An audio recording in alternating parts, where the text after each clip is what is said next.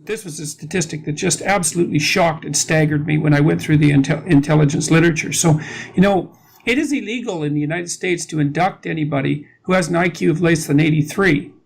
And the reason for that is, that the American Armed Forces have been conducting intelligence research for like more than 100 years. And that was partly because they needed a way of sorting people rapidly during times of military expansion during wartime. But it was also because IQ tests, and especially in the early part of the 20th century, were used to identify, let's say, the deserving poor who could really benefit from additional educational attainment and advancement. And the military was hoping to identify people from lower class strata that could be streamed into, say, officer training programs and so forth, or even skills training programs, to move people from the underclass into at least the working class and maybe above. So they had a bloody stake in this, man. They wanted to find people, they wanted to sort them properly, and they wanted to do social good when they weren't just trying to win a war, let's say, which often also is a social good. But what happened was that I don't remember when this legislation was introduced, but it was in the later part of the 20th century. But their basic finding was that by, say, the 1980s, they had determined that if you had an IQ of less than 83, there was not a damn thing that the Army could do, the Armed Forces could do, to transform you into someone who could do something that was more productive than non-productive. And the terrible thing about that is that it's about 10% of the population. And so you look at a statistic like that and you think, oh my God, you've got this enterprise, this massive enterprise that's chronically hungry for people. That's right. They're always looking for people. They're really oriented towards taking people from the underclass and lower working class and pushing them up the societal strata. And during wartime, they're actually desperate to bring in recruits, period. And their conclusion is that 10% of the population can't be trained to do anything sufficiently useful to make them militarily operable. I just read that. My jaw just dropped. It's like... Well, yeah, in the United States, we have about 330 million people. And because of the distribution, the relatively normal distribution of IQ scores, about 16% have IQs of 85 or less. Right. Which means they're not going to graduate school. No, it means that from what I've read practically, it means the Wonderlic company has actually done they have a nice IQ test from the commercial perspective. It's actually psychometrically valid. And they've linked IQ levels to job, specifically to job categories, Yes, I know. What I was going to say is they're not only not going to graduate school, they're not going to find a stable job that pays a livable wage. Yeah. Now, especially even given that so many of the service jobs now require a fair high degree of computational savvy, or ability, not computational, but ability to interact with complex computational technology. Even the typical till at a checkout market, or the till at a McDonald's, because McDonald's is actually very complicated, is often far beyond the ability of people who are on the low end of the intelligence distribution. And they claimed, I think it was Wonderlic, although it might have been Hunt. What's his name? He's IQ researcher. Is it Earl Hunt? I think possibly. Earl Hunt. What he claimed that if you have an IQ of below 90, that it's difficult. It's difficult for you to read well enough to translate what you're reading into action. So you can't actually read instructions and follow them. You don't have that level of literacy. That's correct. Yeah. So I was going to say that in the United States, this bottom 16% translates into 51 million people, right, including 13 million children who are in school. Right. This is a very difficult problem. Now, I knew Earl Hunt. He passed away last year. Knew him pretty well. He also would say that there is this cognitive segregation in society. This is a point that Charles Murray makes well. And Earl would often ask, when's the last time you had someone over for dinner who wasn't a college graduate? Yeah.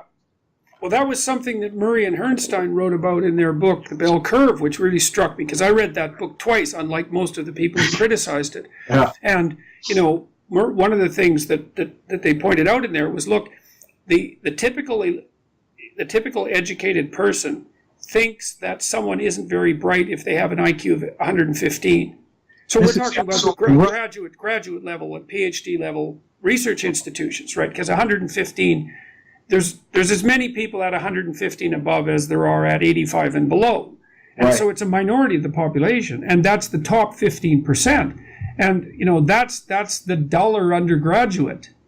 Right. So people have, see, I'm a clinical psychologist, and I've dealt with people who had ranges in the low 80s and tried to find them jobs and tried to train them. And I have some real knowledge about the stunning gap between people at the low end of the IQ distribution and the high end. And it's no bloody wonder people hate IQ research and intelligence research, because it reveals a set of seriously dismal facts about the incredible range of ability among human beings.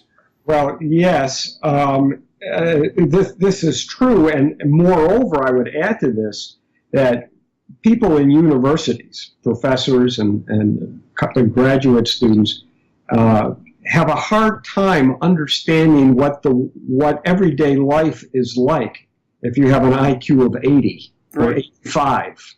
And you're making your way, you're living independently, you're making your way in the world. But it is a challenge. Oh. It is challenge. It just barely begins to describe it. I had a client who, he probably had an IQ of under 80, the nonverbal portion of it anyways. And he was indistinguishable in physical appearance from, let's say, I hate to use the phrase normal person, but there's nothing that marked him out about particularly intellectually impaired, you know. And I tried at one point, this was so telling to me. I got him a volunteer job, which, by the way, is very difficult. It's harder to get a volunteer job than a real job, because you have to do police screening and all sorts of things, and the selection process is just as extreme. But I eventually ended up getting him a job at a bike/bookstore, but that place couldn't hold him once the subsidy program had expired. And then I got him a job at a charity, and his job was to fold letters into 3 so that they could be put into envelopes. Well, that sounds easy, except that he also had a bit of a motor tremor. And, you know, it took me about 30 hours to train him to fold up a piece of paper with sufficient precision so that it could be put in an envelope rapidly, so that the envelope wasn't so mangled that it would get stuck in the automatic sorting machine. And, you know, there was high performance demands on him, too. He had to whip through those letters pretty quickly. And then sometimes the letters would have a photograph appended to them that was stapled on. And they weren't always stapled on in the same place. So then he had to calculate how to fold the paper over the photograph without bending the photograph in precise thirds so that it would still fit in the envelope. And then he had to separate the French letters from the English letters and associate them with the proper envelopes. And like that level of complexity just did him in. Let me say 2 things about this. One is, I hope, common sense, and the other is pretty provocative. The common sense thing is we have to be very careful when we have these discussions not to devalue the human dignity of people who aren't in the upper end of the distribution. And if there's one criticism that I think is fair, is sometimes in these conversations it sounds like we're devaluing people at the lower end of the distribution. And we have to be very careful that we don't do that. Human life has dignity, and IQ is not the most important thing that defines human beings. It's not associated with wisdom. It's not necessarily associated with truth or with courage or with many virtues that are being likable. Right. It's not correlated at all with being likable. Or honest. Yeah, that's right. Well, we know the psychometric relationship between intelligence and conscientiousness is 0. Right. So I think we have to make that point. Yes, I agree. I'm trying to make the point about how difficult it is for people who are on the low end of the cognitive spectrum to survive in an increasingly complex, cognitively sophisticated environment. Their jobs are just disappearing.